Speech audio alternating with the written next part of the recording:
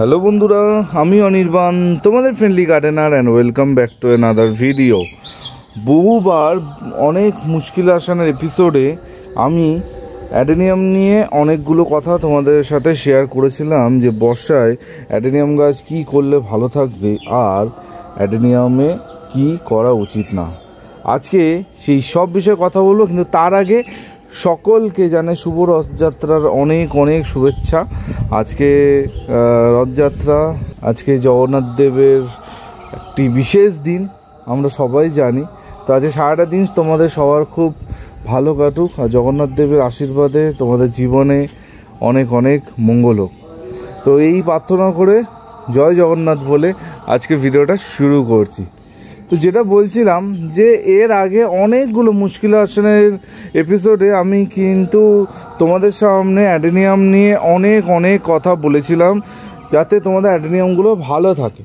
কিন্তু তারপরেও ইদানিং প্রচুর মানে বলতে পারি প্রতিদিন অগণিত বন্ধুদের ফোন, মেসেজ, কমেন্ট পাচ্ছি শুধুমাত্র এই একটা গাছ নিয়ে তাদের এত রকমের প্রবলেম হচ্ছে।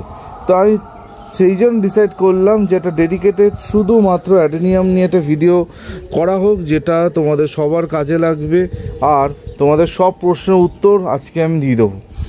প্রথম প্রশ্ন যেটা অনেকে করছে সেটা হচ্ছে অ্যাডেনিয়াম গাছের ডালগুলো হঠাৎ নুয়ে পড়ছে, অনির্বাণ কী করব। অ্যাডেনিয়ামের ডাল নুয়ে পড়ার অনেক রকমের কারণ হতে পারে। আমি কি বলেছিলাম তোমাদের যে অ্যাডেনিয়ামের গোড়া যদি টাইট থাকে, গোড়া যদি শক্ত থাকে তাহলে কোনো অসুবিধা নেই। গোড়া যেন একদম ইটের মতো শক্ত থাকে তাহলে দেখবে কোনো প্রবলেম তোমাদের কিন্তু হবে না। অ্যাডেনিয়ামের ডাল নুয়ে পড়ার অনেক রকম কারণের মধ্যে একটা কারণ হচ্ছে যে অতিরিক্ত জল যদি এর হেড পজিশনে পড়ে, যদি গাছটা একটু রুগ্ন হয়, একটু কমজোর হয়, তাহলে গাছের ডালটা নুয়ে যায়। কিন্তু তার মানে এই না যে তোমাদের গাছের গোড়া পচে গেছে বা গাছের সমস্যা আছে। তোমার গাছ কিন্তু ঠিক আছে, গাছের গোড়া কিন্তু শক্ত আছে, কিন্তু অতিরিক্ত বৃষ্টির জন্য অনেক সময় এটা নুয়ে যায়। ঠিক আছে, তো ভয় পাওয়ার কোনো কারণ নেই। সব সময় আমি যেটা বলি, যেটা সব সময় লক্ষ্য করবে সেটা হচ্ছে অ্যাডেনিয়ামের কর্ডেক্স। অ্যাডেনিয়ামের কর্ডেক্স যদি শক্ত থাকে, অ্যাডেনিয়ামের কর্ডেক্স যদি টাইট থাকে, তাহলে তোমাদের কোনো রকমের ঝামেলা হবে না।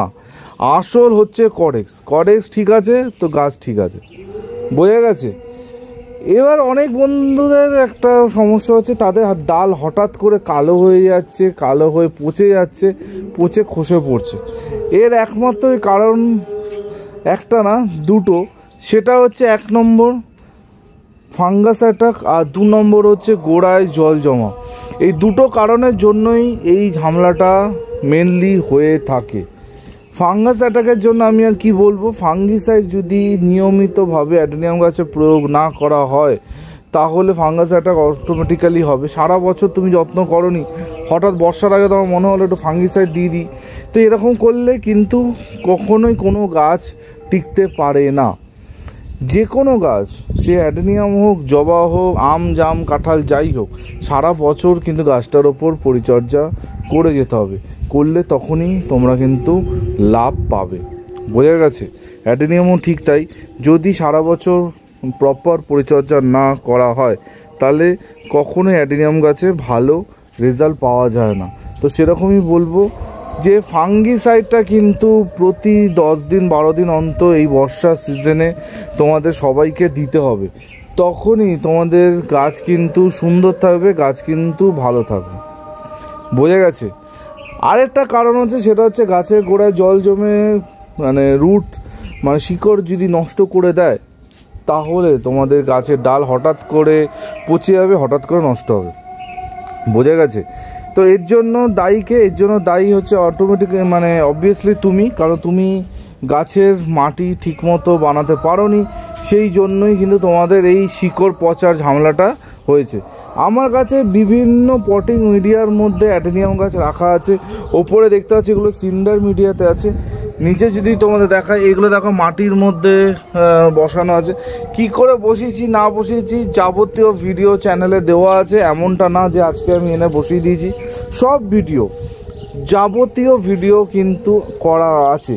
অ্যাডেনিয়ামে প্লেলিস্ট বানানো আছে, সেই প্লেলিস্টটা যদি তোমরা চেক করো সেখানে তোমরা যাবতীয় ভিডিও এতদিন মানে এত বছরের শুরু থেকে আজ অবধি যত অ্যাডেনিয়ামের ভিডিও আছে সব ওর মধ্যে দেওয়া আছে। তো আমার কাছে সিন্ডারের মধ্যে অ্যাডেনিয়ামও আছে, আমার কাছে মাটির মধ্যে অ্যাডেনিয়ামও আছে, দুরকম অ্যাডেনিয়াম আছে। কিন্তু আমার কোনো গাছে একটা মাত্র সমস্যা কিন্তু হয়নি। এই গাছগুলো জানলাম আমি রিসেন্টলি রিপোর্ট করেছিলাম, দেখো গাছগুলো মানে কি সুন্দর হয়েছে। কডেক্সটাকে একটু কায়দা করা হয়েছে, কডেক্সটা যাতে দেখতে সুন্দর লাগে, দেখো কত সুন্দর গ্রোথ।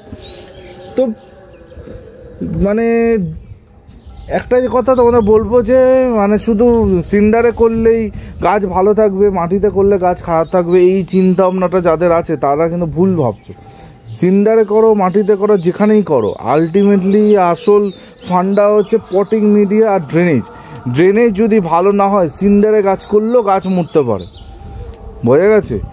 আসল হচ্ছে ড্রেনেজ। ড্রেনেজ ঠিকঠাক না থাকলে কখনোই কোনো গাছই ভালো হবে না, সেটা যে কোনো গাছই হোক। তো আর এখন আর পটিং নিয়ে আমি কিছু বলবো না, কারণ ওর ভিডিও অলরেডি আমার চ্যানেলে দেওয়া আছে।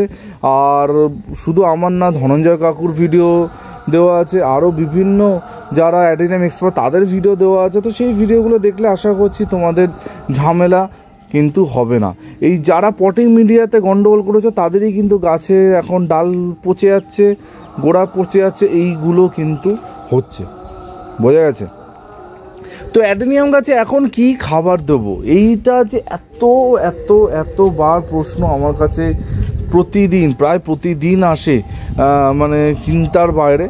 তো আমি বহুবার আগেও বলেছি যে তোমাদের গাছে যদি প্রপার পরিচর্যা থাকে, আলাদা করে বর্ষার সময় খাবার দেওয়া নিয়ে এত মাথা ব্যথা করার কোনো দরকার নেই। আর অ্যাডেনিয়াম গাছ কিন্তু এমন গাছ না যাকে রেগুলার বেসিসে খাবার দিয়ে যেতে হবে। অ্যাডেনিয়ামকে কিন্তু খাবার বুঝে দিতে হবে। অতিরিক্ত খাবার দিলে ও কিন্তু ফুল দেবে না, শুধু পাতায় পাতায় ভরে যাবে, ঠিক আছে? তো অ্যাডেনিয়াম গাছে প্রচুর খাবার দিতে লাগে না, কারণ ওর কডেক্সে অলরেডি প্রচুর খাবার স্টোর করা থাকে।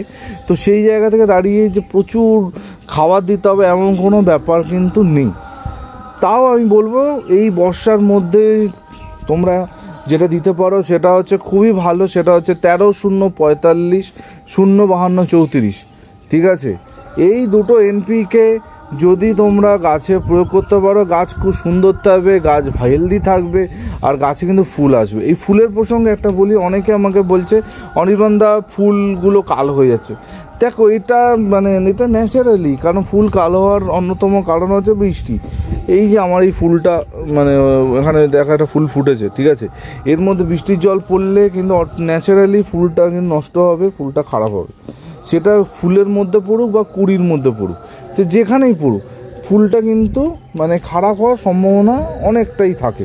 তার মানে এই না যে তোমার গাছটা খারাপ হয়ে যাচ্ছে, ঠিক আছে? বৃষ্টি যখন থামবে তখন আবার তোমাদের গাছে অটোমেটিক্যালি ফুল কিন্তু চলে আসবে, সেই নিয়ে কোনো চিন্তা করতে হবে না। বর্ষা চলাকালীন এই জিনিসগুলো মানে ন্যাচারালি হয়, এর মানে এই না যে তোমার গাছ খারাপ হয়ে যায়, গাছ নষ্ট হয়ে গেছে, এটা কিন্তু ভেবো না। তো খাবারের কথা বলে দিলাম, এবার যেটা বলবো সেটা হচ্ছে রিপোর্টিংয়ের কথা। প্রচুর বন্ধুরা যখন রিপোর্টিং করার ভালো সময় ছিল তখন রিপোর্টিং করেনি, এখন হঠাৎ করে বর্ষার মধ্যে তাদের রিপোর্টিংয়ের ইচ্ছা জেগেছে। এই ইচ্ছাগুলোকে একটুখানি চেপে রাখতে হবে। বর্ষার এইরকম ওয়েদারে এখন রিপোর্টিং করা যাবে না। এখন রিপোর্টিং করলে কি বাই চান্স একটা শিকড়ে যদি একটা আঘাত লাগে, সেইখান থেকে যেটা ফাঙ্গাস হয়, তারপর যদি সেখানে বৃষ্টির জল পড়ে, তোমাদের গাছটা কিন্তু নষ্ট হবে। হ্যাঁ, এখন কারা রিপোর্টিং করবে? যাদের মানে কোনো মানে উপায় নেই, ঠিক আছে, গাছ একদম মানে শিকড়টা পচে গেছে বা গাছের রুট স্টিক সিস্টেমে খুব নষ্ট হয়ে গেছে, কডেক্সে পচন ধরেছে, সেই জায়গায় দাঁড়িয়ে গিয়ে তোমাদের কিন্তু রিপোর্টটা তখন করতে হবে, বোঝা গেছে? মানে নিরুপায় হলে করো, আদারওয়াইজ এই বর্ষার মধ্যে না করাই ভালো। আর বর্ষাটা কেটে যাক, তারপর গিয়ে রিপোর্ট করো, তোমাদের গাছ কিন্তু সুন্দর থাকবে, গাছ কিন্তু ভালো থাকবে। এই সময় দাঁড়িয়ে গাছে অনুখাদ্য তোমরা দিতে পারো, যে কোনো অনুখাদ্য। অনেকে আমাকে বলে অনির্বাণ জৈব দেবো না কেমিক্যাল দেবো, দেখো এটা সম্পূর্ণ তোমাদের ওপর নির্ভর করছে, তোমরা জৈব অনুখাদ্য দেবে না কেমিক্যাল বেস কোনো অনুখাদ্য দেবে, সেটা ডিপেন্ড করছে তোমাদের ওপর, ঠিক আছে, যেটা ইচ্ছা দাও, কিন্তু দাও অন্তত মাসে 2 বার অনুখাদ্য স্প্রে করো, গাছ কিন্তু আরও সুন্দর থাকবে।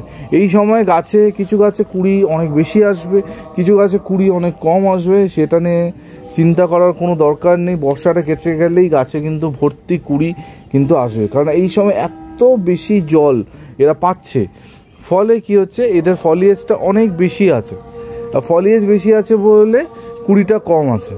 তো সেই জায়গাটা ব্যালেন্স করার জন্যই তোমরা কিন্তু 0050 গাছে স্প্রে করতে পারো, তাহলে কিন্তু কুড়ি তোমাদের আসবে। বোঝা গেছে? তো আজকে বর্ষায় অ্যাডেনিয়াম নিয়ে যত রকমের তোমাদের ঝামেলা হচ্ছে সবগুলো উত্তর দেওয়ার চেষ্টা করলাম। আমার মনে হয় না এর বাইরে আর কোনো কিছু মানে থাকতে পারে।